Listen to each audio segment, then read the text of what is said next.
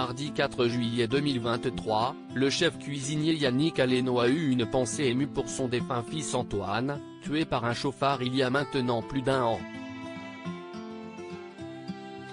Il lui a ainsi rendu hommage en publiant un message déchirant sur Instagram. « Tu me manques mon fils. Que là-haut tu fêtes ton anniversaire. Je t'aime, nous t'aimons. » Ce sont par ces mots que Yannick Aleno a rendu hommage à son défunt fils Antoine mardi 4 juillet 2023 sur Instagram. Une date symbolique pour le chef cuisinier, étant donné qu'il s'agissait de l'anniversaire de son garçon.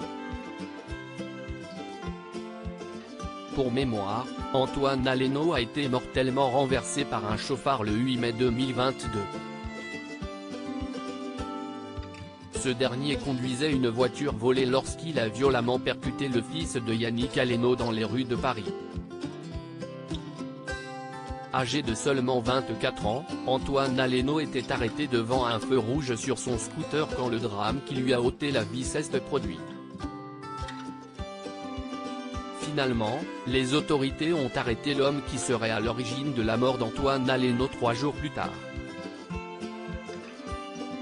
Le suspect fut ensuite mis en examen, avant d'être placé en détention provisoire.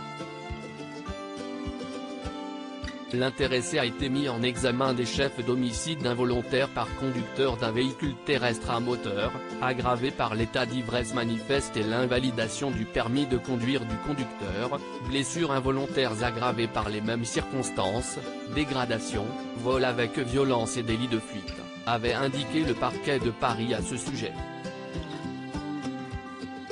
Samedi 24 juin 2023, Yannick Aleno faisait partie des invités du dernier numéro en date de l'émission Quelle époque, diffusée sur France 2. Le chef cuisinier a révélé comment il avait appris la mort de son jeune fils, qui avait décidé de suivre ses traces en devenant lui aussi cuisinier. En fait, Yannick Aleno a été prévenu du drame par le maître d'hôtel de son propre restaurant. Il me dit, Antoine est en bas, ça ne va pas.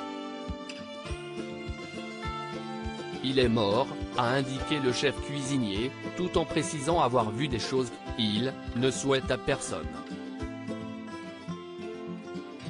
J'ai vu mon fils par terre, allongé dans son sang.